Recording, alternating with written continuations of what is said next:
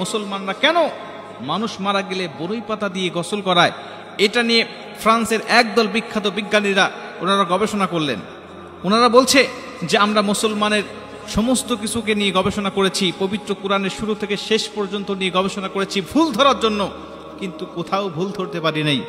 অবশেষে চিন্তা করলাম যে মুসলমানদের হাদিসটা গবেষণা করে দেখা যাক হাদিসের মধ্যে কোথাও ভুল পাওয়া যায় কিনা।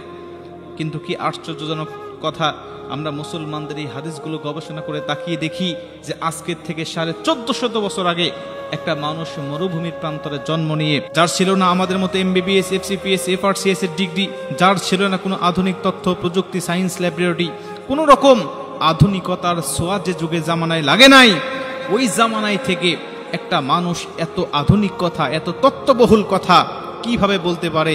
আমরা আশ্চর্য হয়ে গেলাম। মুসলমান ভাইরা আমার, ফ্রান্সের সেই বিখ্যাত বিজ্ঞানীরা বলছেন আমরা যখন পাতিলের মধ্যে পানি নিলাম, পাতিলের মধ্যে পানি নেওয়ার পরে সেখানে মুসলমানরা যেইভাবে বরই পাতা ছেড়ে দেয়, আমরাও সেইভাবে বরই পাতা ছেড়ে দিলাম এবং আরেকটু জাল দিলাম, পানিটাকে হিট করে ফেললাম। পানিটাকে যখন পরিপূর্ণ গরম করে ফেললাম, পরিপূর্ণ যখন গরম হয়ে গেল, ওই পানিটা নিয়ে আমরা পরীক্ষা নিরীক্ষা করব। আমরা তাকিয়ে দেখি পানিটা ওই বরই পাতাটা হিট লাগার কারণে বরই পাতাটা নরম হয়ে সেখান থেকে এক প্রকার উপাদান বের হয়ে পানির সাথে মিশে গিয়েছে। আমরা উন্নত মানের পরীক্ষা নিরীক্ষা করার জন্য এই পানিটাকে নিয়ে গেলাম ল্যাবরেটরিতে। ল্যাবে নিয়ে যখন আমরা পরীক্ষা করা শুরু করলাম, আমরা পরীক্ষা নিরীক্ষা করার পরে এমন একটি আশ্চর্যজনক তথ্য পেলাম, এমন একটি আশ্চর্যজনক তথ্য পেলাম, যেই তথ্য পাওয়ার পরে আমরা ফ্রান্সের একদল বিখ্যাত বিজ্ঞানী আমাদের বাপ দাদার ধর্ম ছেড়ে দিয়ে কালেমা পড়ে মুসলমান হয়ে গেলাম। জোরে কোন সুবহানাল্লাহ।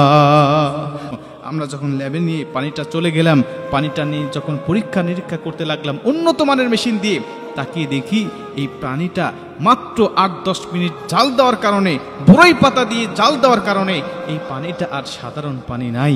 এই পানিটা 8-10 মিনিট জাল দেওয়ার কারণে একদম পিওর ন্যাচারাল 100% অ্যান্টিসেপটিক হয়ে গেছে। যেরকম সুবহানাল্লাহ, পিওর ন্যাচারাল 100% অ্যান্টিসেপটিক। মানে মুসলমানদের নবী যেন এটাই বোঝাতে চাইলেন যে যখন কোনো মানুষকে দাফন করা, যখন কোনো মানুষ দুনিয়ার থেকে বিদায় নিয়ে চলে যাবে, চলে যাওয়ার পরে অধিকাংশ মানুষ মরণের সময় তারা পেশাব পায়খানা করে ফেলে, তার দেহটা নাপাক হয়ে যায়। যখন কোনো মানুষকে সাধারণ পানি দিয়ে গোসল করানো হয় তখন তার দেহটা পবিত্র নাও হতে পারে, তার পবিত্র দেহটা, তার দেহটা নাপাকি থেকে যেতে পারে।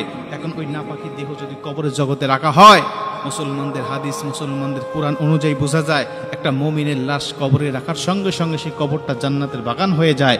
তাহলে এই নাপাক দেহ জান্নাতের বাগানে থাকবে কেমন করে? এর জন্য এই বরই পাতার পানি দিয়ে যদি কোনো লাশকে দাফন করানো হয়, গোসল করানো হয়, ওই লাশটা বাহ্যিকভাবে 100% পবিত্র লাশ হয়ে যায়। ওই লাশের আর কোনো অপবিত্রতা থাকে না, ওই লাশের দেহে আর কোনো নাপাকি থাকে না, ও 100% পবিত্র হয়ে যায়। মুসলমানদের নবী যেন এটাই বোঝাতে চাইলেন যে ওই মানুষটা যেন এই বরই পাতা দিয়ে গোসল করাইয়া তার বাহ্যিক যত অপবিত্রতা, বাহ্যিক যত ময়লা, বাহ্যিক যত নাপাকি সব কিছু যেন ধুয়ে মুছে 100% দেহটা পবিত্র আল্লাহ পাক করে দেয়।